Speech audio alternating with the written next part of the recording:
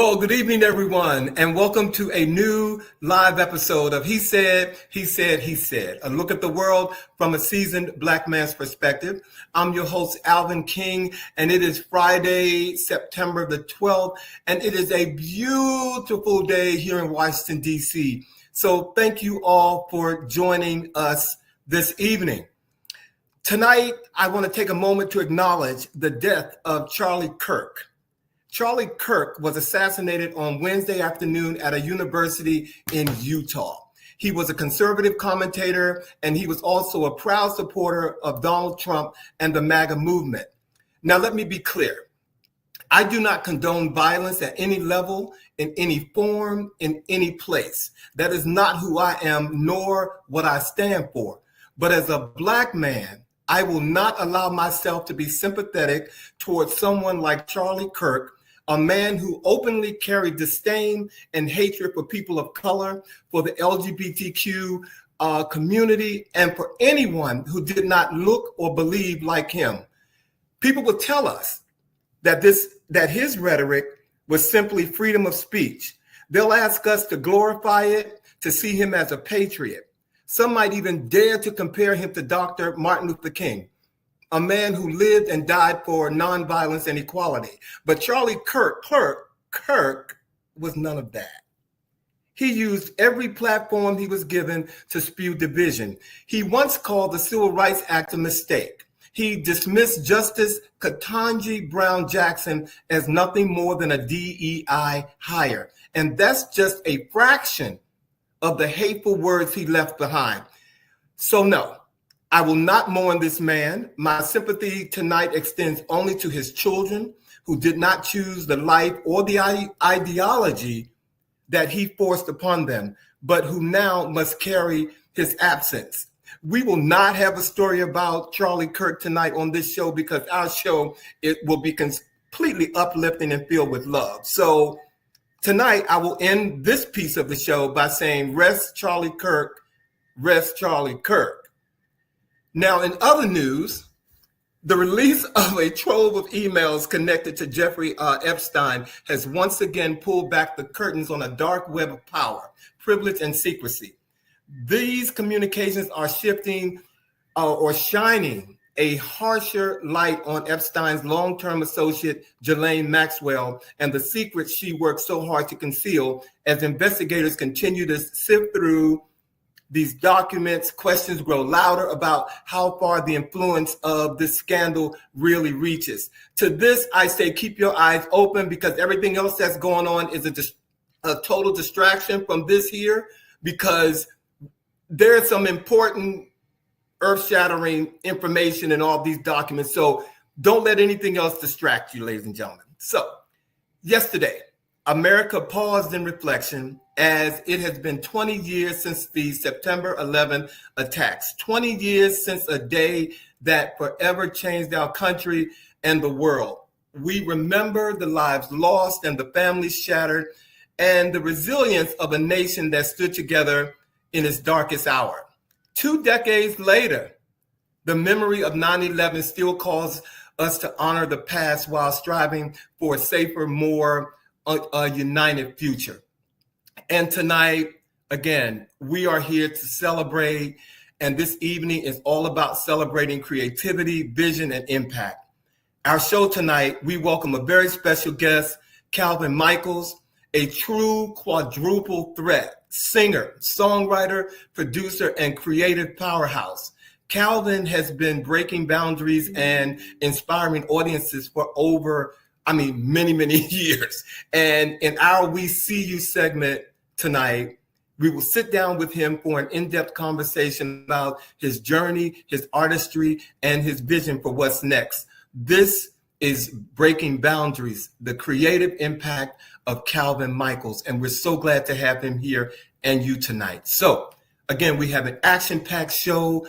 The guys are ready. I'm ready. So if you're ready, let's get on with the chat.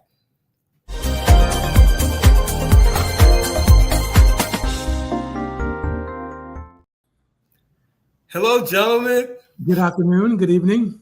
Hello. Happy Friday to you. Happy Friday. To you.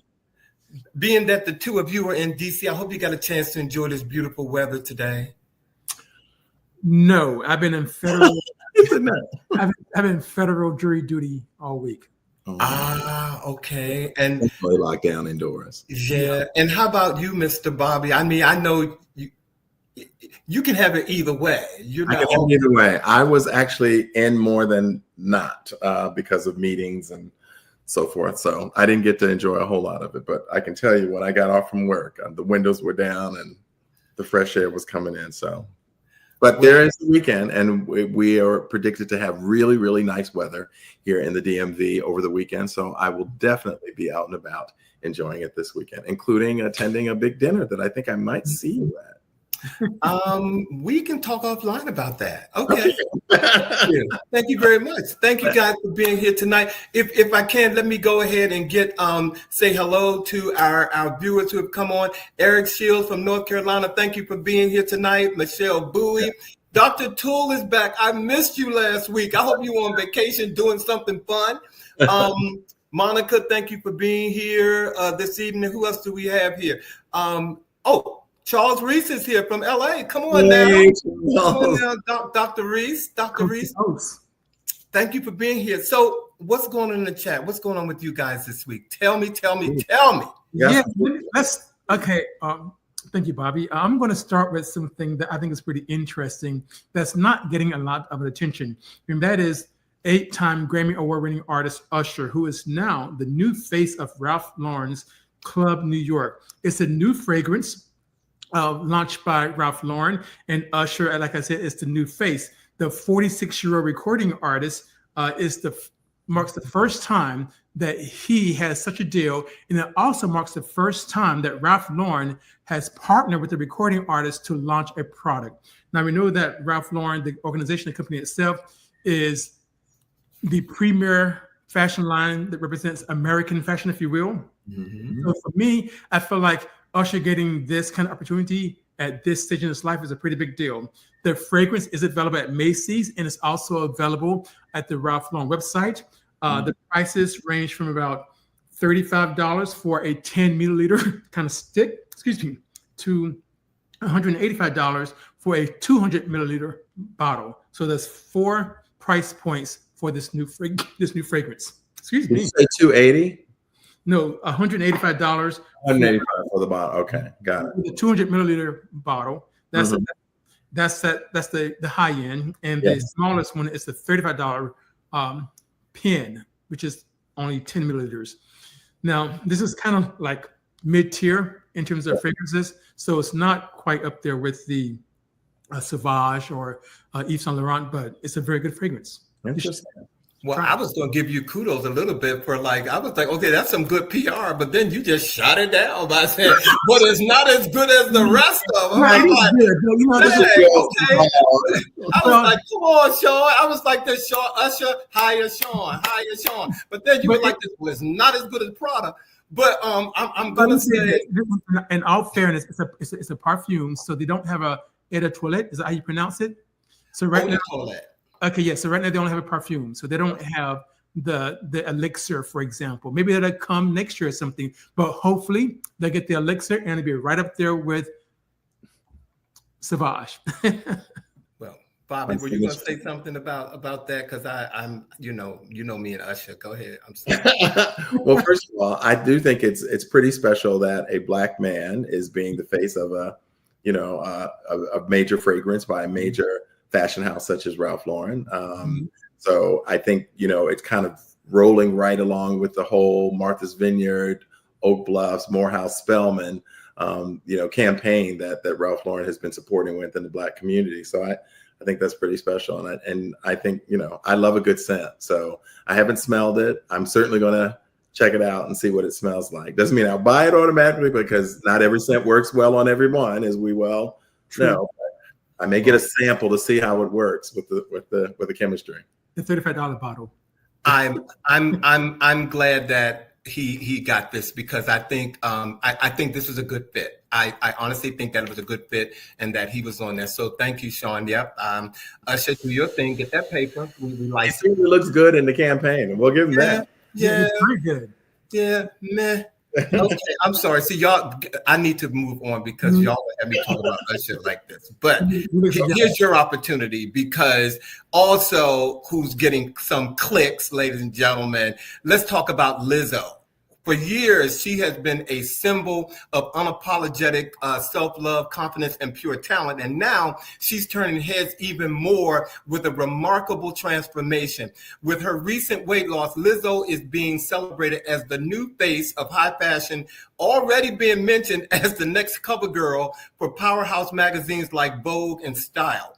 But what stands out isn't just the physical change about Lizzo, it's the glow, the energy, the renewed confidence that radiates from her. Lizzo's beauty has always been undeniable, but today it shines with an even greater brilliance to me. And we know that when an artist feels good about themselves, as we'll find out tonight, it spills over into the art that they create.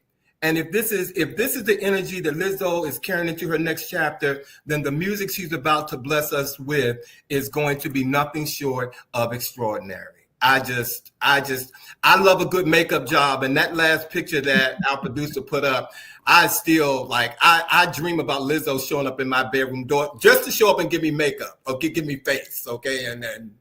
But that other one too, where where the twins are kind of, that's boom. Sean said in a post, makeup does wonders, and it does. It does. So kudos to Lizzo. Oh my gosh. Well, both of you were citing stories of some positive things, but one of the celebrities that I know that we care about here, and he said, has been getting a little bit of pushback around something that was done on a personal level. And we're talking about Russell Wilson and, of course, his famous and beautiful wife, Ciara. Now, they are getting some pushback on the internet. And, of course, people on the internet always have more to say about things than they really ought to. But anyway, Ciara made a move, adding her husband, Russell Wilson's last name to her oldest son, Future Zaire's legal name several years ago. Now, though it only became public recently during a post from the U.S. Open, a family shot that they did. Now, the 11-year-old still legally retains his biological father, Future's last name, which is Wilburn. So his full name is now Future Zaire Wilson. Wilburn. Wilson. So the change was highlighted, as I said, during this U.S. Open photo. And look at this lovely family; they are as gorgeous as one. I love it. And so there've been people saying, it's disrespectful to Future and all of this. And I just, I kind of have mixed feelings. First of all, I believe that I don't think anything like that could be done without, some kind of discussion and arrangement with him. We all have heard bits and pieces of their relationship. None of us would know all the details and specifics of it. But what I will say is that Russell Wilson seems to have taken this child in as if it was his birth child, like from the very beginning, before, because of course, when Ciara and Russell married, she had Future, and they have four additional children at this point, 3 additional children at this point. And from all that I have seen in terms of social media or whatever, you can't tell you don't look at him and say he loves those kids in a different way. I think they are an extraordinarily beautiful blended family. And, I think as long as the husband is good with it and appreciates the fact that this other man has come into this child's life, I see it as a win-win, but people have too much to say about a lot of things. So I don't know what you guys think about it, but it's nobody's business. What Sean said, period. Well, they're beautiful. Period. Kudos to the family. Just, don't be trying to come down here trying to win a football game, Russell Wilson, okay? Because we will send you home back to New York like we did last Sunday. Commanders. Okay, I'm sorry. Had to get that in. I'm sorry. Okay, moving right along. we know you love your Commanders, so I'm not going to ask you. Yes, he does. But this is a DC story. So for those of you who are not familiar with DC and its politics, we only have one representative in the U.S. House of Congress, and that is 88-year-old Eleanor Holmes Norton. She has been in that position, reelected every 2 years since 1991. Count them, 1991. So that she has announced recently that she is going to run again for her seat. But this time around, she is being asked by the DC Black Church Initiative to quietly step down. This is what the organization has said in the latest issue of Star Guys News. The DC Black Church Initiative, a coalition of African American faith communities dedicated to eradicating racial disparities, has issued a heartfelt and respectful request for Delegate Eleanor Holmes Norton to resign from her position at age 88. NBCI believes it is time for a new generation of leadership to take the helm in the fight for justice and equality. Yep. Ms. Holmes, she is to be respected because as the sole congresswoman for Washington, D.C., she has done some extraordinary things for her career. She marked the groundbreaking achievements and was a tireless advocate for the people of Washington, D.C. Before her tenure in Congress, she was appointed by President Jimmy Carter as the first woman to chair the U.S. Equal Employment Opportunity Commission. Her work as a civil rights and feminist leader, law professor, and board member of the Fortune 500 companies made her a national figure even before she entered public office. So again, let's give her kudos, give her flowers now. But this marks a change in DC because there are gatekeepers when it comes to politics in DC. And for the Black church to call for her to step down, that's pretty significant. That's a shift. Wow. I'm first of all, our viewers have Monica Pleasant said it's time. Dr. Toole is just like, wow. Like really. That's different, Dr. Toole. and Monica, I'm sorry, Alma, I saw your comment about people need to mind their business about Russell Williams and Sierra. You're absolutely right. But yeah, praise her for her work that she has done. But I think there should be a time limit on when some of these people who hold these prestigious seats should move on. And nothing against their skills. No, it's just that it's time. And so I wish the best for her, but I must give her kudos, like you said, on her accomplishments because I echo that. I think that, the reason that we have elections is that the people that are being represented have the opportunity to voice their opinion through their vote, to have someone that they feel they connect to, someone who resonates their sentiments and all of that. And I'm not saying that she does not, because she certainly has, I think, represented the district with honor and distinction over time.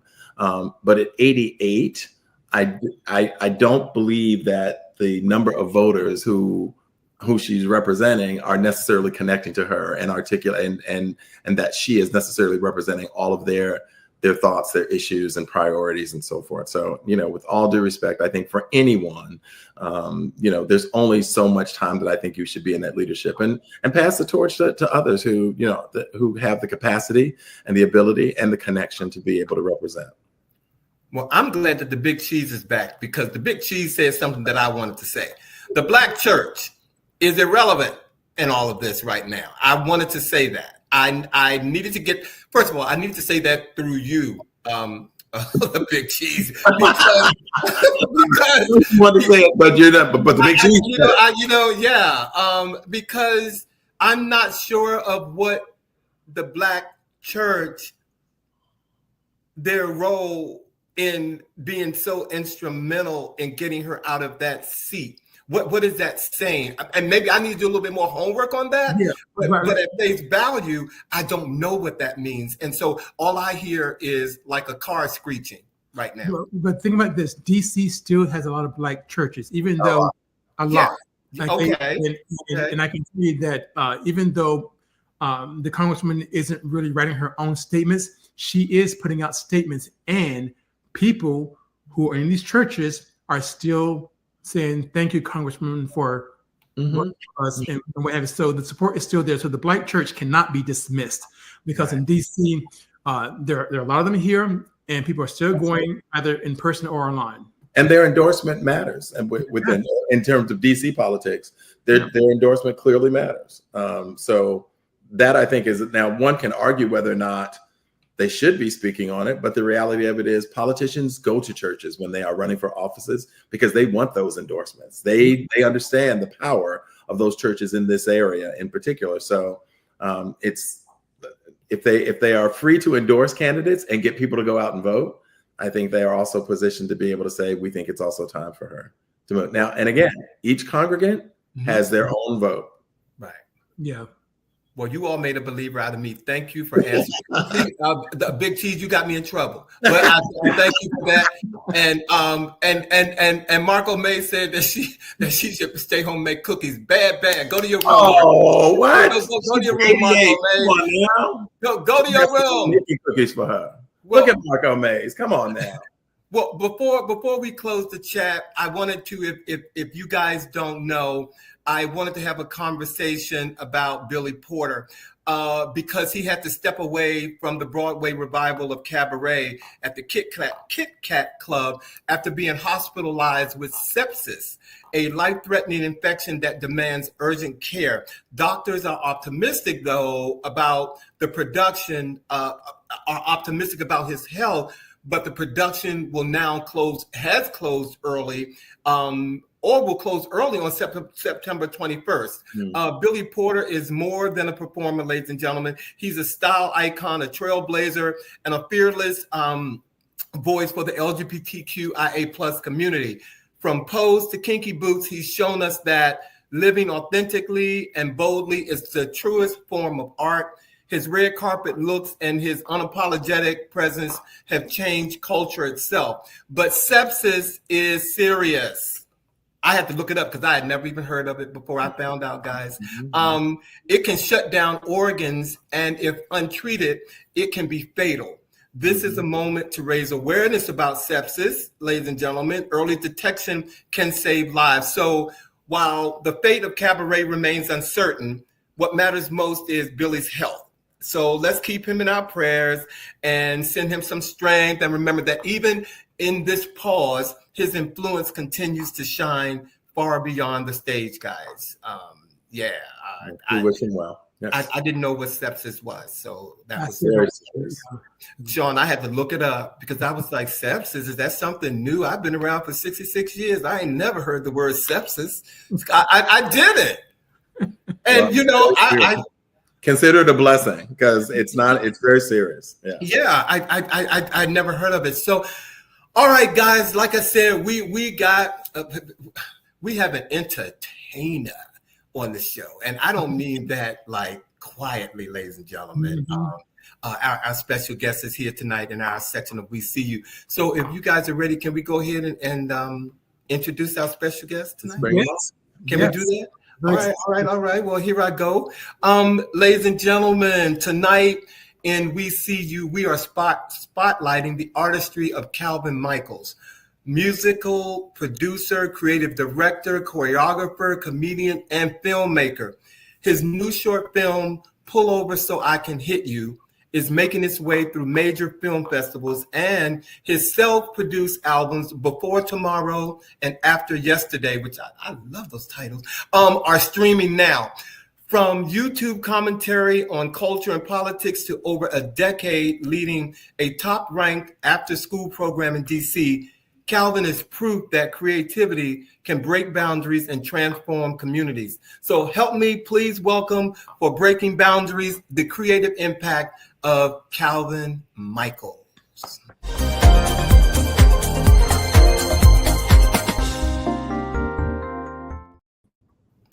Calvin! Hey, folks. Fun intro.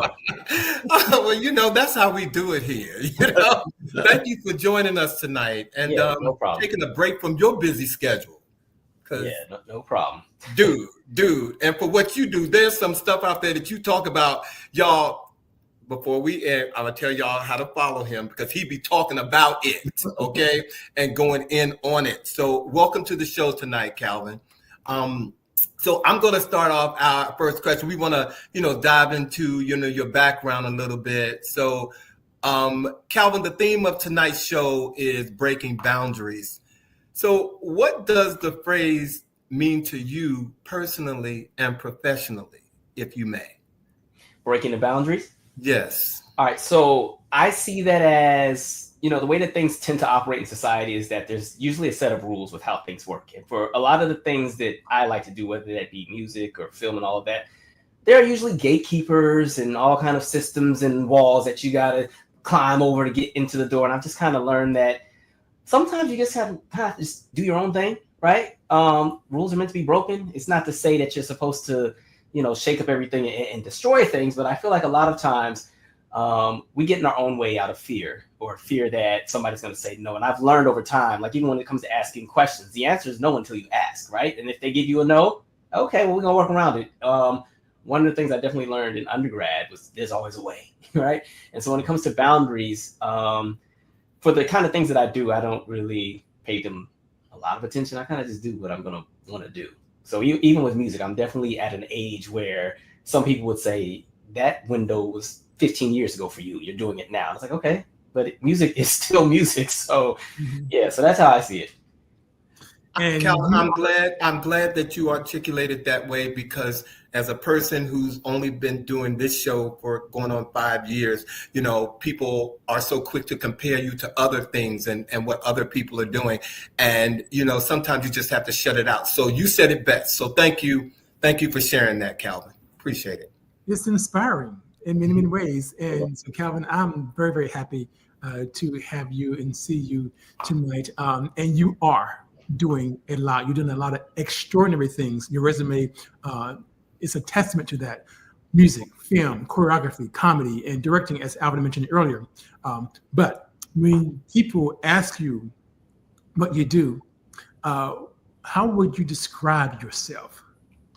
Oh, Lord. Because it's hard to put it in one box, right? I always tell people that I'm just a creative that basks in the realm of building community, and that kind of covers everything. It's because creative can go in so many directions. So that's kind of what I consider. But I would say when it comes to where my focus is at the moment, right now, it's with music and it's with film, because I'm kind of tied into that heavily right now. So those are like the two main things. But yeah, a creative that's locked into the realms of community. Mm-hmm. All right. Okay, I've been waiting a while to do this, but y'all know me. I wasn't going to pass it up. H.U. There, my fellow Bison brother. Howard Grant. Oh, Cox. In Cox. He does that one more time. Go, Cox. Calvin is a graduate of Howard University. And what I'd like to ask you is how the Howard experience has influenced in any way your artistry and how you show up in the world right now.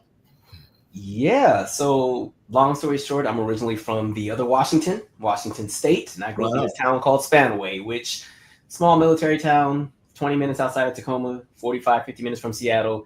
If you've ever seen the sitcom Roseanne before she turned into what she became, that's the kind of town I grew up in. Okay, so Howard was a great escapism and just introduced me into a world that I knew existed and that I always wanted to be a part of. I was one of those kids that had that experience where you get sent to the South for the summer.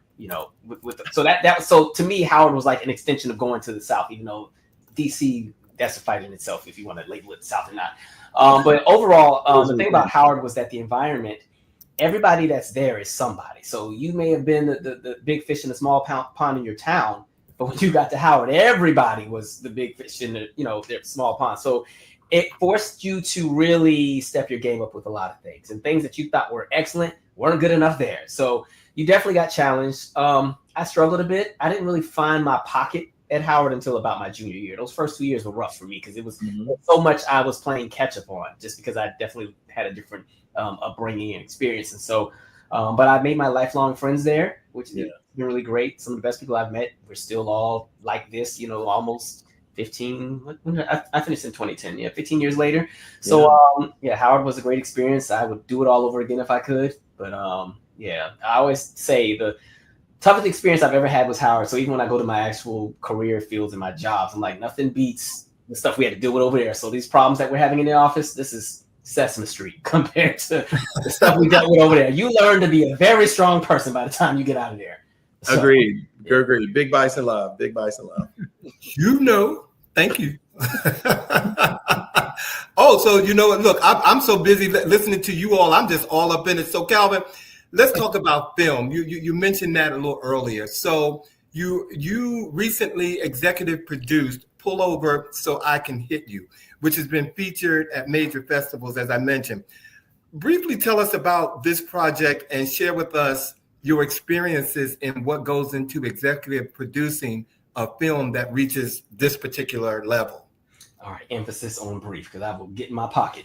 Okay, so I have a podcast called Comedically Hardheaded, and in that podcast there was an episode called Pull Over So I Can Hit You, and it was a story of when I had to learn how to drive with my entire family in the car.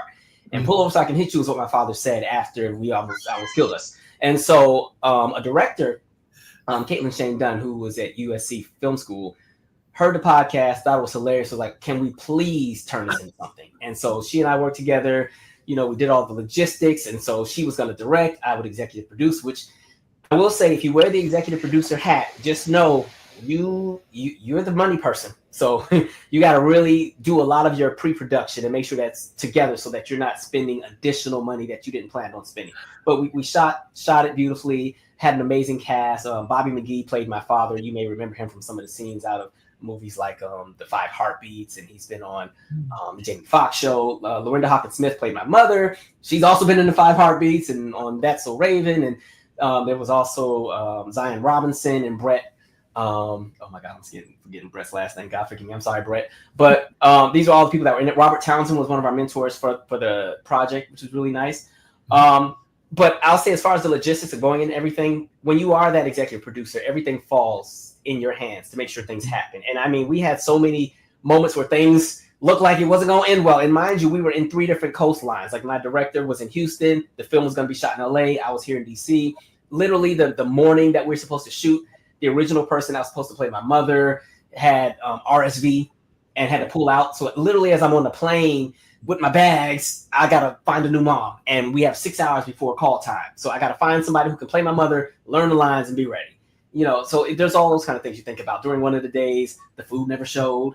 And you got to pay for everything. You got to feed everybody. We had a child actor. So, you have to pay for a studio teacher. Even though we filmed during the weekend, there still needs to be an adult that's on set to make sure that child is okay. And you got to feed that studio teacher too. And so there's so many things you pay for, permits that you have to get, insurance. It's a lot of work behind the scenes. So it's really important to really lock in and do as much pre-production as you can before you get those cameras rolling. Because the worst thing is when you're on set or it's go time and there's something that hasn't been taken care of ahead of time that now you're trying to address, but you've already rented your sound stage and you have 3 hours. And so, you don't want your lapses in pre-production to cut into your production time, because then you still got to do post, which is another conversation. So yeah, it's a lot of work, but the payoff is worth it sometimes. I absolutely love it. And one of our favorite guest, Charles Reese, he said to you, Calvin is a multifaceted artist who is going where his blood beats, as James Baldwin would say. Kudos and keep doing what brings you joy. Thank you, Charles. I appreciate it. Thank you. Again, I find it all incredible because you are doing so much and you're doing it from what we see on your face with ease. Like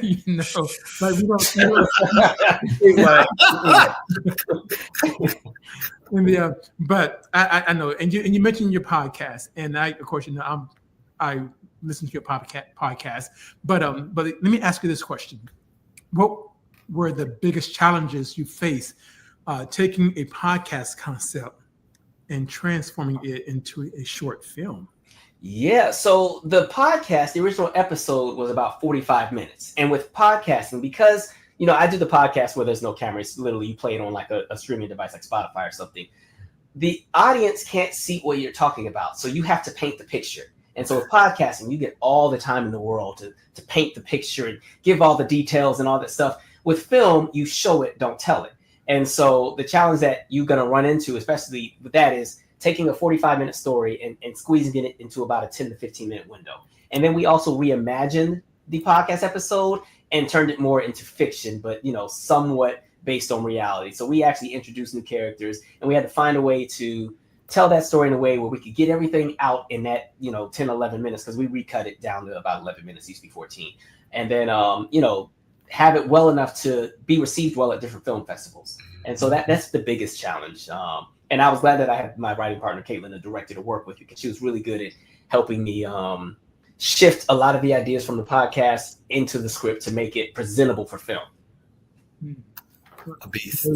A beast. So you talk about the films being received well during the kind of like the circuit festivals and so forth. So has seeing your work, being a part of these festivals and the circuit, has it changed in any way your perspective on your artistry overall? You know, it didn't really hit me until we were at the LA Shorts Fest in LA, and to see your work on the big screen, right? You're in a movie theater, and I'm like, okay. And when you hear that first laugh, because, you know, everything was centered in comic, when you hear that first laugh, because first of all, you're terrified because you're going up against other people who have their projects. They may have bigger budgets, you know, some of these people got $100,000 budgets. You know, I had about a fifth of that. And so you never know how your stuff will be received. So when you hear that first laugh, especially if it's at a spot where you wanted them to laugh and they laugh, you're like, okay, we're in here. And so, and you really spend the entire time like just scanning the audience, just where to laugh. Is somebody getting up to go to the bathroom type thing? So I think after that first screening, I realized, okay, we did good here, because you just never know, right? Yeah. You may think your stuff is amazing, but people will let you know if it sucks really quick, especially on the internet. So easily and quickly, yes. Well, ladies and gentlemen, I didn't want to, you know, give it away, but before we get into our next line of questioning about the musicality and the musicality of Calvin Michaels, we're going to play one of our favorite videos, ladies and gentlemen, from Calvin. It's called I Want.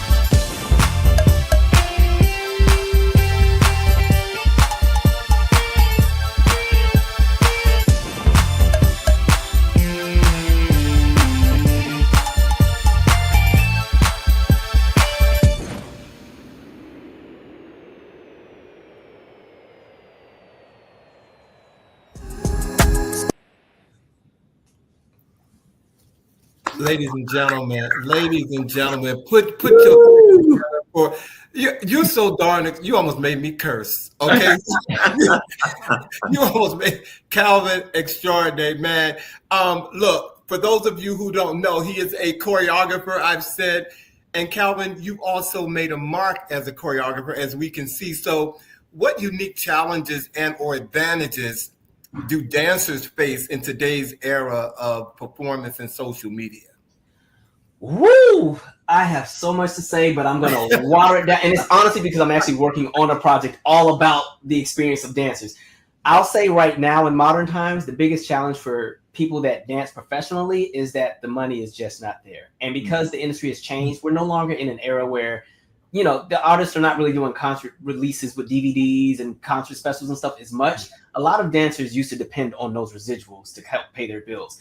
And so we're now in an arena where there's a lot of dancers who they'll be on some big name tours. I'm not even going to be messy and name anybody, but there are some who will be on big name tours that, you know, just rap and they're already working at Starbucks because, again, there's just not a consistent flow of money. That's one issue.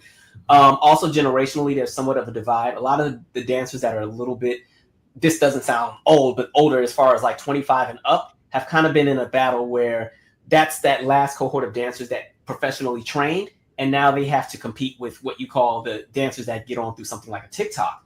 And so what's ending up happening is when we had the pandemic, right? A lot of the people in the arts that were in unions, whether it be the actors on Broadway or actors in SAG, they all have unions to protect them. Dancers don't. And so a lot of dancers have been trying to unionize and make sure that they get paid what they're worth. But the challenge they run into is, unfortunately, if you get that kid that's 17 from Iowa that's so excited to just be in a room, they'll take any offer because it means they're going to be next to the big named artists. And so a lot of them have been able to come in. It's pushed out a lot of the people that are a bit more technical. And so even though a lot of the TikTok dancers are great on TikTok, they're not conditioned for tour. They're not conditioned to really do promotional runs. And then the artists run into issues. And then the labels are like, well, you got to use them because they're the people that got 200,000 people following them on TikTok versus the person that probably trained for 6 or 7 years in multiple studios. So that's just a taste of what the dancers deal with. But yeah, there's a lot going on that side. It's a lot. Thank you for giving us an insight into that, though. For those who are watching, who may have sons or daughters or even dancers yourself, and you wondering why things aren't moving the way you want, Calvin just kind of laid it out for you. Yeah, well, it sounds like we don't have a Tina Landon of today's generation. And those who know Janet, they know who Tina Landon is. And I know that Calvin knows who that is as well. Yeah. We love to push buttons around here. I'm telling you. Right. She's a well-known choreographer who's she is. Yes, so who also appears in Janet's videos as well. So. That is true, and Sierra's videos. All right. Whatever. Okay, all right. My next question, Calvin. So again, you have 2 self-produced albums out recently. First one, Before Tomorrow, and After Yesterday. Now, how do you balance storytelling through movement versus music? Yeah, so I really like making very bright music, like music that's really energetic. But at the same time, I really have love for like music that sits in a smoother pocket. And so as I was working on this project, this is what you call the Today project. And that's why the 2 albums are called what they're called, Before Tomorrow and After Yesterday. They both equate to today. Initially, it was supposed to just be one album. The music wasn't quite complementing, or as far as the songs, they weren't complementing each other because a lot of the music that's on Before Tomorrow is very dance heavy. I think a lot of my music, especially the up-tempos, I make a lot of the songs with the idea of choreography in mind, right? And so that's one aspect. And I feel like stories, you can always tell them by just people connect with your stories with how you make them feel. And so I said, in the same way that I want people to feel energetic or feel bright with the more up-tempo songs on Before Tomorrow, I still want people to understand like the aspects of like love or the aspects of just life in general with the songs that are a bit more smoother on the After Yesterday project, or even the latter songs at the end of Before Tomorrow, where the songs that are a bit more thought-provoking or, you know, that really center in social commentary. So I kind of just jump into everything, right? I think I consider my music to be very bright, but I think a lot of the material I have is also, it's jumping into life. It's jumping into what's happening in current world affairs, but it's also jumping into relationships and depression and happiness and family and all that kind of stuff. So it's a little bit of everything. I just like to make the dance music videos because I still like to dance. So that's what that's about. So yeah. Me too. I like to dance still. Mm-hmm.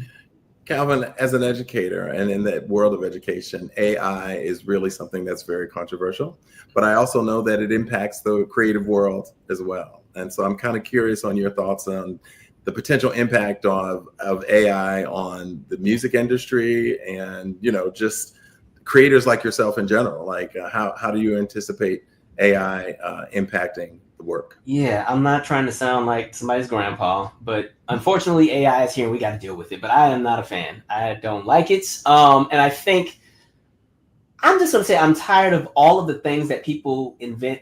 It's always something we never asked for. And then it's always something that eventually negatively affects other people, right? Mm-hmm. So as far as AI in music, you're now seeing this urge to almost replace artistry and replace artists with AI because it's cheaper. You don't have to pay people residuals. You don't have to do a bunch of things. But even on the creative aspect, because now there are songs that are literally being 100% created by AI. And the worst part is it's being created through real music that's been fed into that system. And so AI is literally stealing its sound and everything else from actual artists that are making music. One of the challenges that I've run into with pushing this current project as far as getting on some of the curated playlists, because I do think with a lot of the music that I make, I kind of make stuff that doesn't necessarily follow whatever the current trend is at the moment. And so a lot of the feedback that I've gotten on a handful of songs, specifically a song I have called Crash, which was influenced and inspired by Prince's America, the biggest response I kept getting from curators as to why they didn't choose the song was like, oh, this is too AI for me. This is too AI. And I'm like, I played every instrument on this song. What are you talking about? Right? But it's to the point where even curators can't tell between what's real and what's not. So AI it's here, but I think it's going to be a problem. It's going to be something that eventually starts to push out creatives. Even in television, you can literally create an entire TV show into AI. Just type in what you need and they can give you 10 prompts for episode ideas and then you can get them to write the episode too. So yeah, as a creative person who believes in art, I'm not a fan. That's just where I'm at. No, thank you for that. And point taken. All right. So Calvin, we're going to move into, because again, you're a threat buddy and you've done a lot of community outreach in your tenure. So actually, I read that you spent 11 years directing a nationally acclaimed after-school program. Can you share with us what that organization was all about, the work you did there, and why it was so meaningful to you? Yeah, so I actually ran an after-school program here in the DMV. And with the organization, I can't say the name, but you guys can figure it out. But yeah, so they have 4,600 locations across the United States and in military bases that serve U.S. citizens across the world. And so one of the things that they have is there was always an assessment that measured whether or not the members that were coming to your center, as far as the kids, whether they were having this optimal experience. Do they feel that they belong? Are they being recognized? Do they feel safe? Are there opportunities and expectations? Are there, just all these different things, right? And so I began working at that center in 2011. It was in a converted 3-bedroom apartment. It was a center that didn't have a football field, basketball court, none of that. We were literally in an apartment that was turned into a community space. And so when I decided to actually take the role and stay, the people that I work with and the team that was there, because a lot of us all started together at the same time, we just kind of made an effort to say, even though we don't have the largest center, let's make everything that we do grand. Let's make it so that these kids, because it was also in a public housing complex, right? So it's like, let's make sure that these kids, every time they come into this space, that this is a space where they can, not only be themselves, but use their imagination, feel that they belong, feel that they're seen. And so I did a lot of partnering with community organizations, agencies to make sure that even though we didn't have all the bells and whistles, everything would still come to our door. And so the kids got every experience in the world. They probably met every NBA player, every NFL player. We were on the Today Show. They got to meet Barack Obama and do a scavenger hunt with him. And I mean, I was terrified because, Secret Service don't play. One of the kids was ready to jump on his back. So the kids have had every experience in the world. And I think what was beautiful about it was that I had the same cohort of children the entire time. The neighborhood that they lived in had a waiting list for families to move in. And so there weren't a lot of families moving into the neighborhood. And so the kids that I started with in 2011 were still there when I transitioned out in 2022. And what's crazy is I'm still connected to that center, right? I literally just dropped off one of my old kids to college 2 weeks ago. But I've had, and I'll say also, I was 23 when I started. So some of these teenagers at the time really weren't kids. They were almost my peers, right? I'm 23. Some of these ones that are 17, 18. So some of the oldest that I've worked with are now 29, 30, 31, right? So the beautiful thing is you get to see the outcome of your work. And so a lot of the kids that have come out of the center are doing exceptionally well. You love to see the generational impact. And as far as the ranking with the organization, with that assessment that they had, we ranked number 4 in the country out of those 4,600 sites in 2016. And then in 2017, 2018, we ranked number 1. And then pandemic, we went back up to number 1 again in 2021 and 2022, which was really, really cool. Because again, this was not the center that has all the bells and whistles. And the results are, again, this is coming from what the kids there felt about their space. So that was the good thing. You know that you're loved. So yeah, that was really great work that I enjoyed doing. Thank you. Thank you. I personally don't believe that you can separate community from art and artistry, and you can't separate artistry and art from community. So that is my belief. But I use a lot of it with the kids. I had a web series before. The kids was in one of the episodes. We did lots of. I will say we did a lot of music. I taught music there as well and taught dance. Because you gotta be no football field, no swimming pool. These kids need something to do. All right, well y'all about to learn. You got to learn the routine from one of these music videos. Come on, y'all. Yeah. Well, again, so you were a leader. So with that, so what role do you think that artists and cultural leadership play in helping communities, especially help them thrive? Yeah, because I really think the best of the best when it comes to art is built out of the culture that's built in communities, right? As long as you're always in community, your ear's always to the street. Your ear's always and your eyes are always going to know what's that next great thing.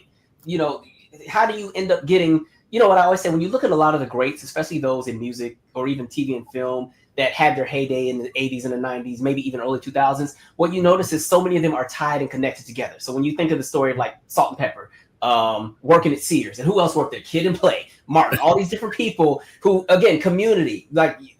The thing is that as you're climbing up, you're supposed to bring everybody with you. And so I've always looked at anything I do, especially in the arts, as like a horizontal journey. So even if I'm in a room with somebody who definitely is a legend in the game, this is not to sound cocky or anything, but I recognize that as much as I probably need them to get a foot in the door, there's probably something that they could benefit from my end as well. So what can we collaborate on? I'm not somebody who's overly ecstatic to be in any room because I feel like I'm already supposed to be there. And that's not, and I promise I'm not trying to sound cocky, but I feel like when you have the mentality of thinking that you are beneath somebody else or that you're not worthy of something, you second guess yourself, right? You start questioning it, and then before you know it, you might get lucky and you're in the room giving the pitch for your TV show to the people at Netflix, but you've already given 20 disclaimers about your show because you're afraid of what they're going to say, as opposed to if you walk in there like, this is the best thing. You guys, you're missing out if you don't lock in on this. So as far as arts and community, I think it all ties together. And I think for artists, again, it's always important to remember where you come from. As somebody who is not from DC, but has lived here since they were 18, one of the first things and one of the lessons that my family had taught me, because I do have family here, is they said, get your Howard experience, but also get your DC experience and become a part of something. And so even though I don't technically qualify as a Washingtonian, I feel like my hand and footprints are all over the city because I locked in with community, locked in and wanted to belong. I didn't come here and try to change stuff and make it fit to what I came from, because, a lot of people they move here and start erasing elements of the culture that was already established before we got here. So that's kind of how I move on that. Thank Calvin, you. You've been very open about your journey of navigating the loss of a parent. And that's something many of us know. But can you share with us how and in what ways it's impacted your artistry and your experience? What's crazy? I always say, like, dang, my father passed right before everything took off for me. Around the time he passed, I started the YouTube channel. We had done the web series, but other than that, I was really in a place in life just trying to iron stuff out. Stuff was just not working out. As much as I loved working with the kids, we know that when you do community work, the payout, you get just enough to get by, right? You get paid in increments of struggle. So I was kind of down bad. But I will say that I remember being at the funeral. And it was a weird day because I didn't cry or anything, which kind of threw me off. I thought I was going to be in there snot crying. But I was so reflective that day because I remember sitting and his casket was right in front of me. And I kept thinking, like, damn, life is so short. I got to really get it together when I get back home. When I get back, I'm going to do this, I'm going to do this. So I literally, I got back home. I applied to film school. got rejected 5 times, but it's okay. I built my recording studio and I just started jumping into things. And it kind of was like the wake-up call. My father did a really good job of raising us to, be upstanding individuals and have empathy and, really just make sure that the things that we want to be remembered for are good things. And hearing all the great things that were said about him, I was like, dang, well, when my time comes, I want to make sure I'm in that same boat. And so that's kind of where he's fallen in. He's got a song or two dedicated on my first 2 projects. And so I think even with his musical ear, his ear is my ear because that's where I got my musical taste from. He and I always did road trips as a child. Yes. And we was in California. We'd always do that 22-hour drive to LA from Seattle, 13-hour drive. And that car ride would be all kind of music, everything that Seals and Croft and Free to Pain and, everything under the sun. And his sound and what he listened to is what kind of built the foundation for what I was into. And so even some of my favorite artists like a Prince or a Janet or some of the other ones, he was fans of them. So it kind of rubbed off on me. So indirectly, his elements are there. And even as we did the film, what was really cool when I was working with Bobby McGee, who's playing my father, getting that sit down and saying, well, this is kind of probably how my father would have said this, but let's make it a little bit more comedic, right? So those elements are all over. Great. Thank you. So Calvin, if you could give your younger self one piece of advice about following the creative path that you've been on, what would it be today at this time? Don't get comfortable too quick, and don't put a just in front of anything you want to do. The same thing I always tell the kids that I work with, especially the teenagers, when they start hitting 14, 15, 16, then I ask them, well, what do you want to do after high school? What do you want to be? If they put a just in front of it, the way I would not chew them out, but I'm like, listen, they're like, oh, well, I'm just going to go to, this thing and I'm going to go and be a nurse's assistant. And I said, listen, you're 15, 16, 17. If you're putting just in front of anything that you're talking about that you're going to do for the rest of your life, you've already settled. There shouldn't be adjusted that age. 15, 16, you're supposed to want to go to the moon. And, when I was in high school, I used to tell everybody, I'm going to be in Rush Hour 3. I'm going to be in Rush Hour 3. Yeah, I'm going to be in Rush Hour 3. Now, it came out just as I was graduating, so that didn't happen. But, maybe I can be in Rush Hour 4 if they make one. Mm-hmm. And so I've just, when it comes to your creative process, what I would have told myself then is not get too comfortable. And I will say, creating somewhat of a better balance. There were some moments where, because community work is very hands-on, especially running a center, there's lots of things I had to pull back from or cut back from or sacrifice in favor of making sure the center was okay. Even when my father died, I still went to work the next day because we had a person that was a grant supervisor coming to do like an inspection. And I was the only person who had the insight on everything they would have needed to know. And so in moments like that, you got to learn to pace yourself and make sure that there's balance. But the biggest thing, again, not being comfortable, not being afraid to jump out there, make that move to whatever city if you got to do it. Sell yourself, submit that song, even the work that you put out. If you believe in it, send it out there. So that's kind of where I would be at. I think we spend so much time afraid of the response or afraid of the failure. And either way, whether you fail or not, at least you did it. And there's nothing worse than looking back on something and you're in shoulda, coulda, woulda mode, right? So, yeah. Well, thank you. This kind of sets me up, ladies and gentlemen. We have one more selection from Calvin Michaels, and this is so wow. This is kind of serendipitous because you talked about your dad and the era of music that inspired you. And when I heard this song, this is one of my favorites. It's called "So Good." And after we play it, Calvin can kind of give you a brief, tell you about the song. So, ladies and gentlemen, "So Good" by Calvin Michaels.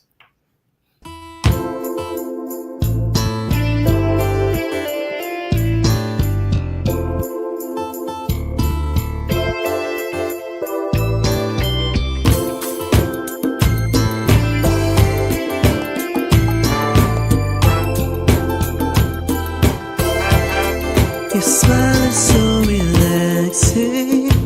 It's like diamonds, and though you're so much more to me, I get stars in my eyes when I see that we can grow old and let the laughs hold us. It's beauty by design. It's happiness inside. Take a look, it was just destiny.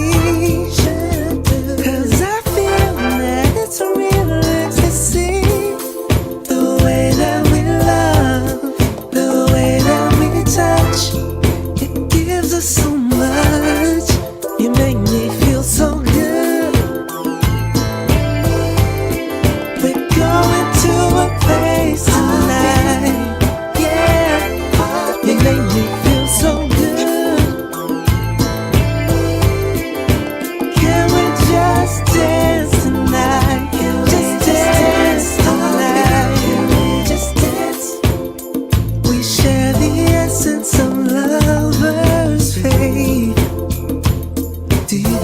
in love, and you are a lifted weight. Drift away to heaven, let's fly away now. Let's go back to the first date, happiness like a birthday. Go back to the ways, go back to the ways, because the way that we love, the way that we touch, it gives us so much. You make me feel so good. We're going to a place tonight, yeah. You make me feel so good. Can we just dance tonight? Can we just dance tonight? Can we just dance tonight? Let me take your hand, come with me. Heartbeat, so beautiful, and all the night is so rich in love, in love. You make me feel so good. We're going to a place tonight, you and me, baby. You make me feel so good. Can we just dance tonight? Just dance tonight. So good. Just dance. When you love me back, makes me feel so good. Makes me feel.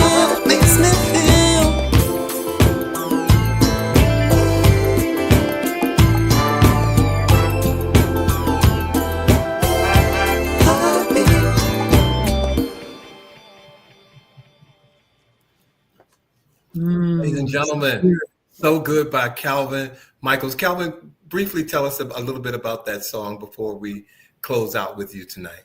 Yeah, that's the opening song on my After Yesterday album. Like I said, my first two albums were very dance heavy because I love to dance, but I also really love like very just nice, smooth, soulful music.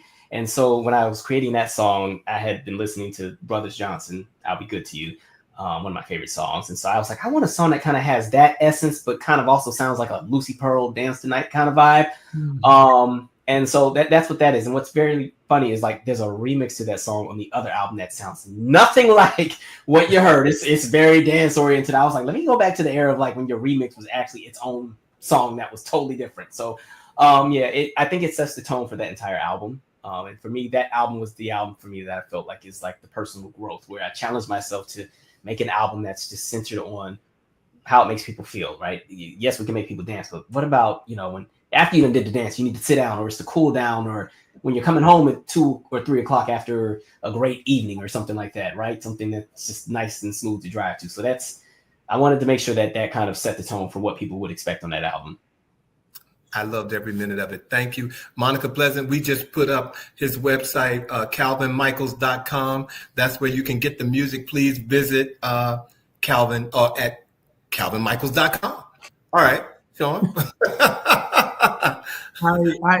I miss the remix era, particularly from the 90s. So I'm glad that an artist is going back to that, where you can have a song that have 2 different versions to it. But anyway, that's a sidetrack.